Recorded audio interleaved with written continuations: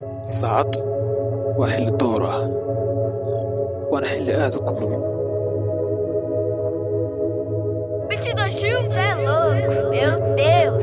gebi ahaanba way hargaleen xayawaanadii deegaanka ku noolaa, xitaa xoolihii.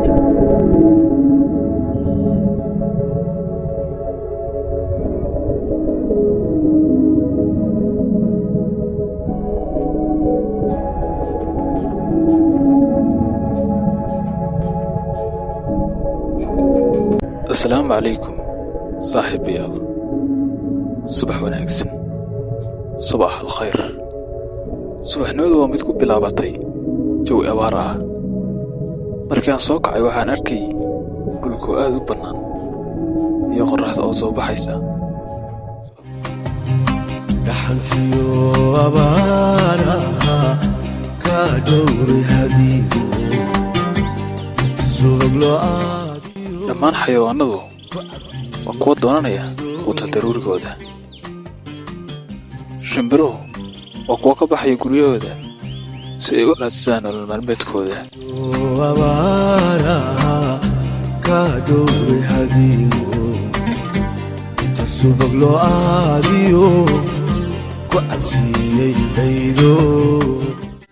haddaba saaxiibayaal, markay cadceeddu soo dheeraatay waxaad arkaysaan xoolihii ugu jira xiradooda.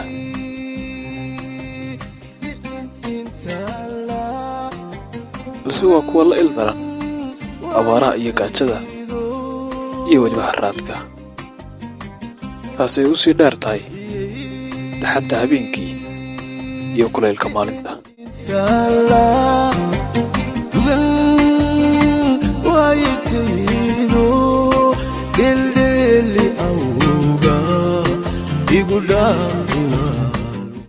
dhulku waa mid aad u cawlan isla markaasna bool ah. dhirtuna waa mid la mid ah dhulka oo kale oo aan lahayn qoyaankii iyo caleemihii lagu yaqaanay.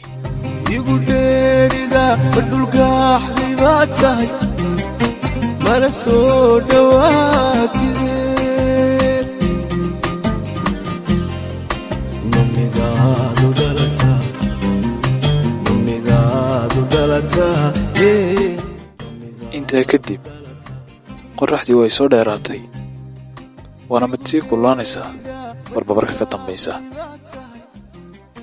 geelu waa mid cunaya geedaha qodaxda leh, taasi oo ilaahay awoodu siiyey. hase ahaatee qodaxdaa u cunaya afkiisa iyo calooshiisa midna waxba ma yeesho.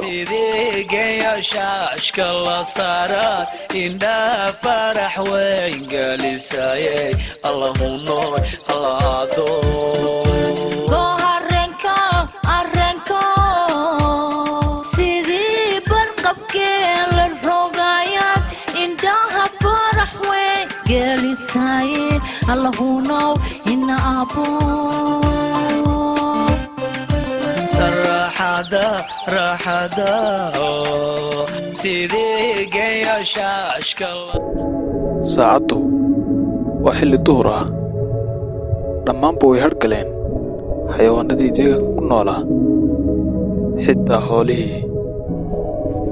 waxaa sidoo kale geedaha harsanaya shimbiraha oo aad maqlayso codkooda oo keliya.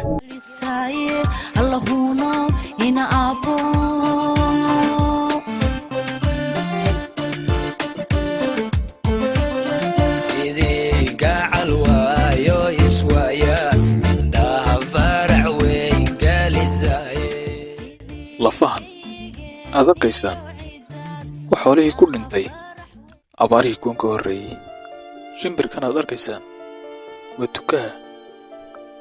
asalkiisa waa shimbir hilib cunaha, balse haatan waa dhulka fadhaya kana raadinaya wuxuu cuno.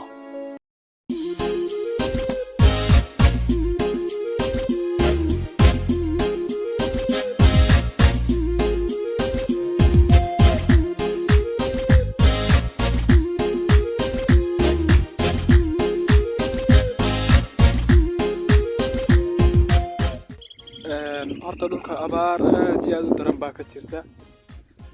inkastoo ayna abaar ahayn haddana waxa weeye waa xilligii jilaalka xilliyada jilaalkuna waa xilliyada ugu xun yahay dhulku hadday tahay dhinaca boodhka hadday tahay inkastoo markaad u eegto waxaad maqlaysaa waa codka shimbiraha iyo dabaysha dhacaysa marka dhulkani marka ay barwaaqada tahay waa dhul aad iyo aad u qurux badan una xiiso badan laakiin hadhowtooda markay abaar noqoto ama uu jilaalku soo galo waa mid aad moodo saxaraha lama degaanka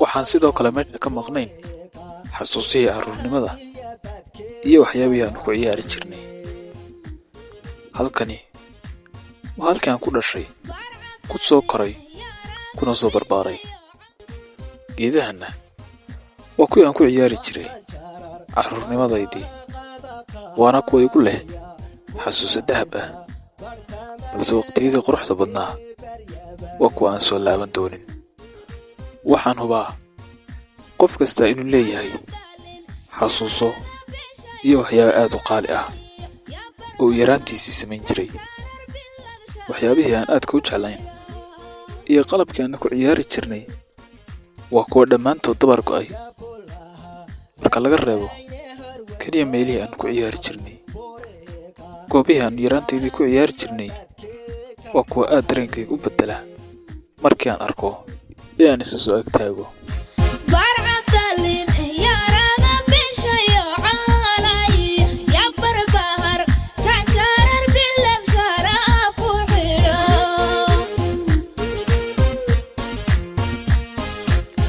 hadda waa xilli cadid dhaca dadka iyo xooluhuna waa kuwa u soo carraabaya dhinaca guryaha halkan waxaa ku dhammaatay maalintii maanta ahayd waxaana bilaabmaya habeenkii saaxiibayaal waxaan rajaynayaa muuqaalkana inuu noqon doono muuqaal xasuusi ah inta noloshayda ka dhiman idinkuna waad ku mahadsantihiin daawashadiinna iyo waqtigiina qaaliga ah dhammaantiin waa mahadsantihiin